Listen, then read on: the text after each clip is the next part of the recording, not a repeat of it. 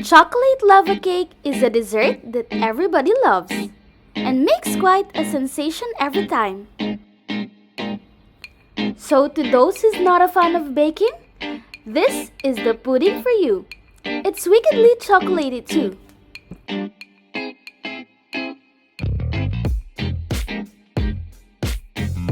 So first, we're going to make our syrup.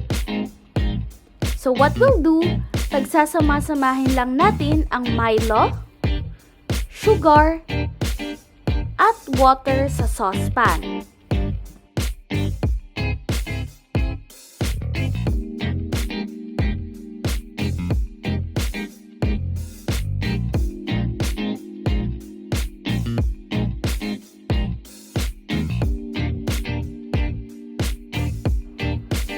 I-reduce natin ito hanggang sa lumapot.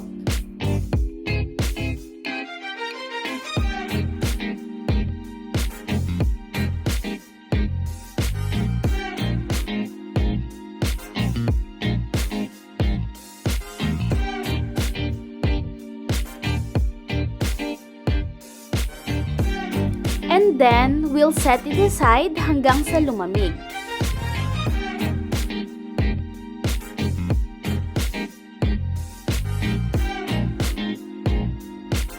Meanwhile, gagawin naman natin ang ating dough. So, sasalain muna natin ang dry ingredients gaya ng flour and Milo para maiwasan ang mga buo-buong parts nito. Next step ay gagamit ulit tayo ng saucepan.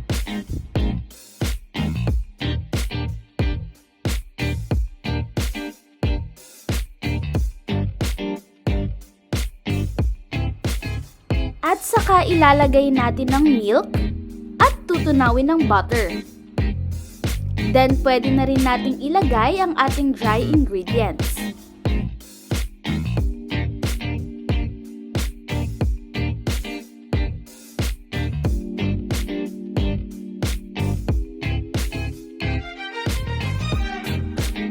And then, haluin lang natin hanggang makabuo tayo ng dough.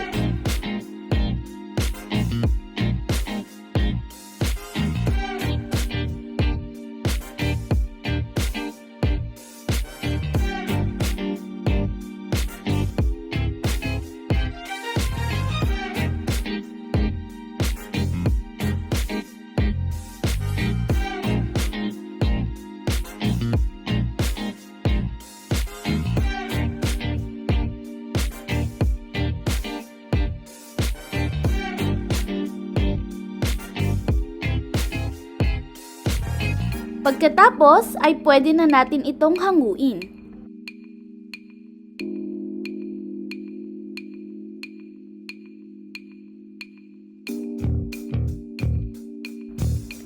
So now, let's proceed sa medyo mabusising part.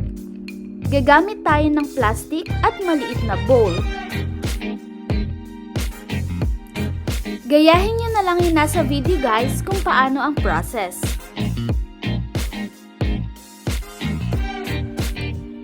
Make sure to follow each steps in the video para makuha ang perfect outcome.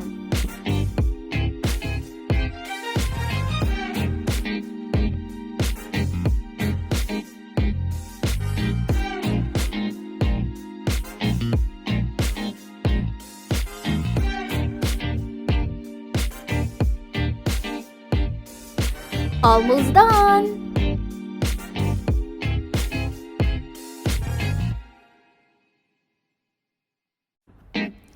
And that's it! Ready to serve na ang ating supremely rich and creamy Milo lava cake. The first time you'll try one, it may seem like magic. But this recipe is actually quite easy to make and ready in under an hour. Thank you for watching! Don't forget to hit the like and subscribe button if you haven't yet. Share the love!